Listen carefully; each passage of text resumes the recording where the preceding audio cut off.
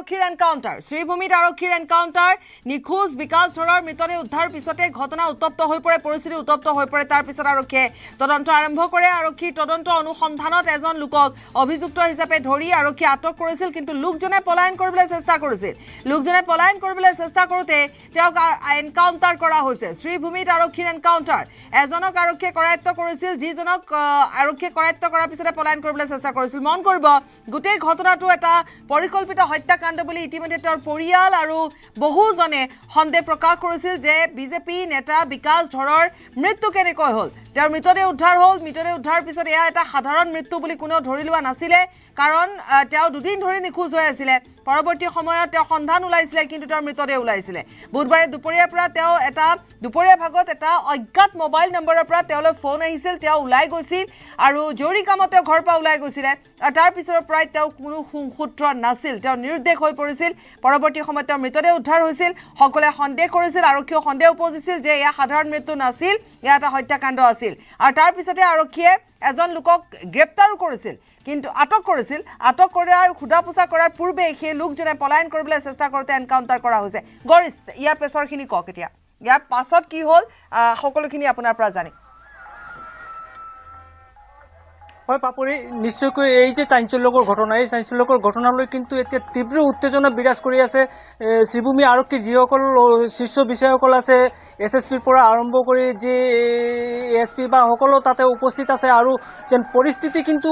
অলপ বেয়াৰ ফালে গৈ আছে আৰক্ষীয়ে কিন্তু নিয়ন্ত্ৰণৰ চেষ্টা চলাই আছে আমি যিমানখিনি জানিব পাৰিছোঁ শ্ৰীভূমি চহৰৰ পৰা বহুত দূৰত ইয়াতে প্ৰায়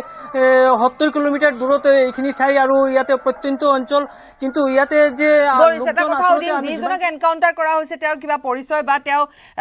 কিবা খুদা পোছা কৰা হ'ল নেকি বা জনা গ'ল নেকি ইয়াৰ পূৰ্বে তেওঁ খুদা পোছা কৰা হৈছিল নে যে ফোনটো ক'ৰ পৰা আহিছিলে কাৰণ চাওক গোটেই ঘটনাটো কিন্তু একেবাৰে ৰহস্য কাৰণ তেওঁ ঘৰত তেওঁক এটা ফোন আহে অজ্ঞাত নম্বৰৰ পৰা ফোন আহে তেওঁ সেই নম্বৰটো কাৰ হয় নাজানে জৰুৰী কামত তেওঁক ফোন কৰে তেওঁ নজনাকৈ এটা আননোন নম্বৰৰ পৰা অহা এটা ফোন তেওঁ ওলাই গৈছে ওলাই যোৱাৰ পিছত তেওঁ সন্ধানহীন হৈ পৰিছে নিৰুদ্দেশ হৈ পৰিছে গতিকে ফোনটো কোনে কৰিছিলে কি কথা গোটেই কেনেকুৱা ধৰণৰ ইনভেষ্টিগেশ্যন কেনেকুৱা ধৰণে চলিছে অনুসন্ধান প্ৰক্ৰিয়া কেনেধৰণে চলিছিল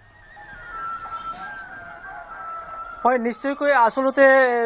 কালিৰ পৰাই আৰক্ষী তৎপৰ হৈছে যেতিয়া ঘটনাটো সম্পূৰ্ণৰূপে বিয়পি পৰিছিলে তেতিয়াৰ পৰাই আৰক্ষী তৎপৰ হৈ কিন্তু লোকজনক কৰায়ত্ব কৰিছে লগতে যেন মৃতদেহ উদ্ধাৰ কৰিছে কিন্তু এই লোকজন প্ৰকৃততে যেন হত্যাকাৰী নে এয়া কিন্তু এতিয়াও নিশ্চিত হোৱা নাই কিয়নো আৰক্ষীয়ে এই সন্দৰ্ভত এতিয়ালৈকে খুলি একো কোৱা নাই আৰু তেওঁৰ নাম প্ৰকাশৰ পৰাও বিৰত থাকিছে আৰক্ষীয়ে কিয়নো তদন্ত এতিয়া বহুখিনি বাকী আছে তদন্তৰ হাতত তেওঁৰ নাম মুকলি কৰা নাই আৰু বহু লোক জড়িত থাকিব পাৰে ৰাজনৈতিক কাৰণ থাকিব পাৰে গতিকে এই লোকজন যিমানখিনি আমি জানিব পাৰিছোঁ যে পলাই যাব আছিলে আৰু আৰক্ষীয়ে গুলী চালনা কৰে এনকাউণ্টাৰ কৰে যদিও লোকজন আহত হৈছে গুৰুতৰ আহত হৈছে ভৰিত গুলী লাগিছে বুলি আমি জানিব পাৰিছোঁ এটা কথা সন্দেহ কৰিব পাৰি নেকি গৰি যে কোনো ব্যক্তিগত কাৰণ হ'ব পাৰে নেকি বা ৰাজনীতিৰ কিবা কাৰণ হ'ব পাৰে নেকি বা যিজন লোকক এনকাউণ্টাৰ কৰা হৈছে তেওঁ সন্দেহবশতঃ যিহেতু তেওঁক কৰায়ত্ব কৰা হৈছিলে বা আটক কৰা হৈছিলে তেওঁ খুদা পোছা কৰাৰ পূৰ্বে তেওঁ পলায়ন কৰিবলৈ চেষ্টা কৰিছিল কিয় চেষ্টা কৰিছিল নে আৰু কোনো লোক ইয়াত জড়িত হৈ আছে এই গোটেই কথাখিনি ক্ষেত্ৰত আৰক্ষীয়ে একেবাৰে মুখ খোলা নাই নেকি এতিয়ালৈকে তদন্তৰ খাতিৰত হয় আচলতে এতিয়া তদন্ত সম্পূৰ্ণৰূপে চলি আছে গতিকে আৰক্ষীয়ে কিন্তু এতিয়া মুখ খোলা নাই আচলতে এইজন লোকক কৰায়ত্ব কৰিছে নিশ্চয় এটা সুমূত্ৰ পাই লোকজনক আটক কৰিছে আৰু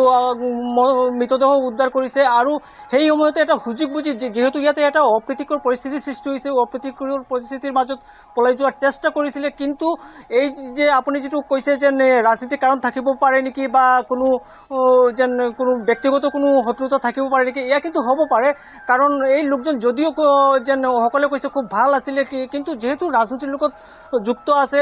বহু লোকৰ কিবা এটা পোৱাৰ বা কিবা বিভিন্ন বা ব্যক্তিগত হ'ব পাৰে এতিয়া বিকাশ ধৰৰ কথালৈ আহোঁ বিকাশ ধৰৰ পৰিয়ালৰ লোকে কি কয় তেওঁলোকে কাৰোবাৰ সন্দেহ